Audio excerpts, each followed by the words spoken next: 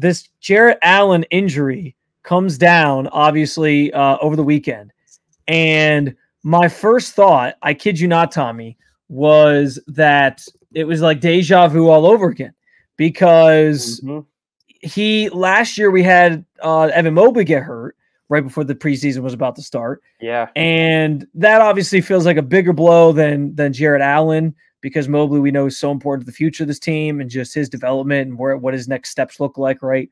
But obviously Jarrett Allen, an anchor of the defense, you want him healthy. Granted, you want him healthy late in the year rather than early in the year, so it's fine. But it really did feel like we were sort of reliving the same dream, only with a different player, in that Jarrett Allen now starts the season, or the preseason at least, a little bit hurt before he gets evaluated again in a couple weeks, which by then it doesn't sound like he's going to miss any regular season games, but still maybe a slow start for him, which is kind of what we saw from Evan Mobley. It took him some time to kind of get his feet underneath him. Absolutely. I mean, I know in some sports, especially football and everything, you talk about, oh, like the preseason doesn't matter and everything. But I do think in basketball, especially like conditioning wise, like getting yourself ramped up back to that game speed and game level. I know obviously they're scrimmaging and everything in training camps, but I do think there is something to say playing in an arena and everything, to not have that experience, at least for one game, can lead to a slow start on the season.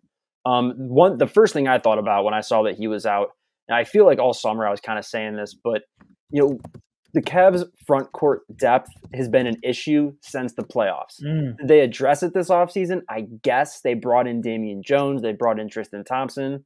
But I think this is like a wake-up call that, like, look, like if, Jarrett Allen's out a month, if Evan Mobley, let's hope nothing happens to him. It's like, well, what happens then? So that was kind of the first thing I was thinking about. Like, what does a rotation without Jarrett Allen look like? Is obviously Evan Mobley is probably going to play more of the center position. But is it Damian Jones who gets more minutes? Is it Tristan Thompson who gets more minutes? And to be honest with you, I can't say I feel incredibly comfortable with those guys playing 15, 20 minutes every single night. So I still think that this is just a wake-up call that front court may need a little bit more of an addition throughout the season. That's fair. It kind of has been a carousel of players as that backup center position, trying to figure it out the last couple of years. You brought in Lopez last season, didn't really get much from him.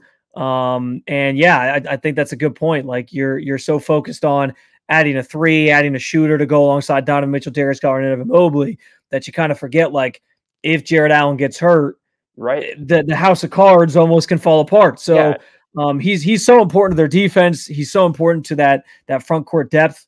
And I agree. I think it's funny that, like, during the playoffs last year, we were talking about how, Evan Mobley and Jarrett Allen didn't play well and everything. Like, no one was talking. I mean, not no one was talking about, but that was the big talking point. Not as much as getting a three, getting more shooting. Obviously, we know those were big needs this team had, but a lot of people were talking about that front court during the playoffs and how it didn't live up or how it didn't play well against the Knicks. And I don't know. I just think this is kind of a wake up call that may still not be something that they're fully done addressing yet this year.